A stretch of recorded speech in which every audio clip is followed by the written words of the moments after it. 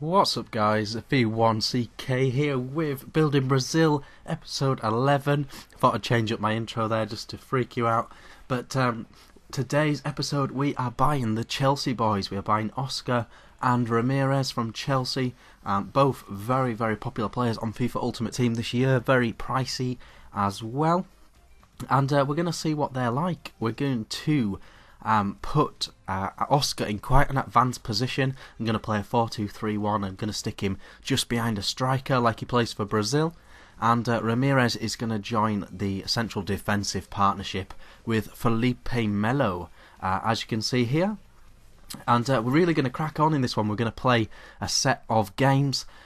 Today's comment topic, guys, please put in the comments what division you are in FIFA Ultimate Team so far this year.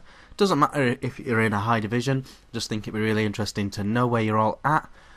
Obviously it's still quite early, so it's not a reflection on you if you're in like 6, 7, 8, 9 division, but be really interested to know, especially to see who is in like the top 3 divisions already, because you have to play a serious amount of matches to get to that top set of divisions, so it'd be interesting to know. So please put in the comments what division you're in.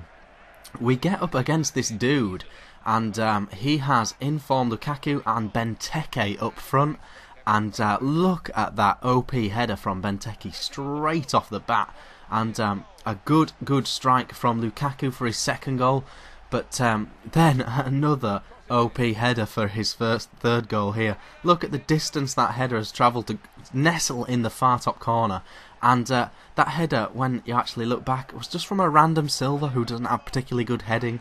And that is how you know that headers are OP. So we were 3-0 down in no time in this game. First game for a little while actually that I was playing. And yeah, we did go behind, but we came back with Oscar and Felipe Melo. But we didn't quite have enough time to catch back up once I'd got warmed up. So we did take a loss in that one. Gonna talk a bit, guys, after we look at this team with Heskey up front and Rooney just behind him. What a team this is, guys. Awesome, mainly British team. But yeah, so we're going to talk about FIFA. I'm going to talk a little bit about this perceived OP nature of the things. You know, a lot of people still very unhappy with how OP headers are.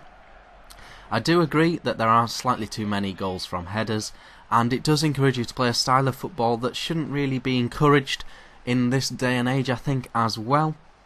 Long ball football, lots of crosses, predominantly scoring from set pieces and stuff is possibly not ideal. This game, I should say as well, was a super tight game against this fella, but just about 30 minutes from the end of the game, he brought on Willian and Hazard and like Ronaldo or someone like that as well. And Willian managed to score a screamer from 30 yards in the 90th minute, and so I was a little bit gutted with the EA scripted on that one. But we do turn it around in this episode, and we do start picking up wins from this point onwards. So that's all good. We get up against this Brazilian team, and there are some players in here that I'm going to look to pick up in my squad as well. Jadson and Eduardo there in that team. Ronaldinho as well. I might do a Is Ronaldinho Poo video as well, because the Robinho one seemed to go down quite well. But yeah, so headers being OP. For me, if you actually break it down, I do on the whole sort of agree with that mentality, but if you actually look at what is broken on it, I think it's the defensive positioning of the defender. He doesn't get in front of the striker like a proper professional defender would, and he doesn't seem to get in line with the ball to head it. So I don't know if he actually got into the right position. I don't think the striker would win as many headers as they do. So I think it's actually defensive positioning that needs fixing. And you'll notice that with quite a lot of lob through balls and ground through balls as well, defensive positioning doesn't seem quite right. It just seems slightly out of sync with where the ball's going and where the defender intends to go as well. So that's my thoughts on that. Finesse shots. A lot of people saying finesse is OP as well. Personally, I do think it is a little bit silly when you see the 30-yarders and stuff, but the ones around the edge of the box and stuff, you do see a lot of professional goals like that ilk, you know, that whipping it into the far corner. So I'm not sure they need nerfing too badly. I think there needs to just be put something in the code that stops it from being further than like 25 yards out. In this game, we get up against a very strong BPL team, Jovetic and Torres up front, who both apparently are very good this year. And we managed to score, I think it's something like 4 headers in a row in this game. 2 of them from Danilo, who's supposed to be playing right back, but for some reason just charges into the box as the massive Naldo steps up there. And we take it 4-0.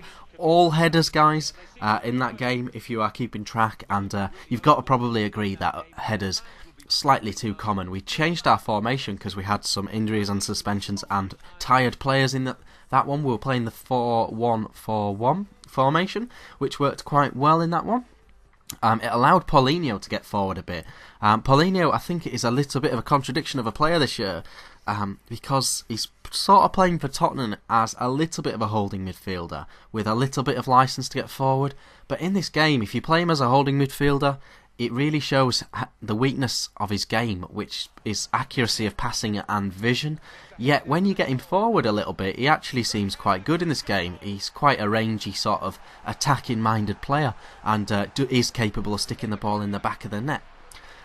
We managed to get in ahead in this game, and here you see Paulinho getting forward and sticking that right in the back of the net. So possibly, I think you have to change your mindset if you're going to get Paulinho. I think you have to make him an out-and-out either attacking midfielder or definitely a central midfielder, but not a defensive midfielder in my opinion. We do manage to win that game 3-1, and we're definitely safe in this division, and we'll push for promotion in the next one. Possibly a pack opening next or a player review. Let me know in the comments if you want one or the other. Don't forget to put in the comments about what division you're in as well. I've been FIFA Vic.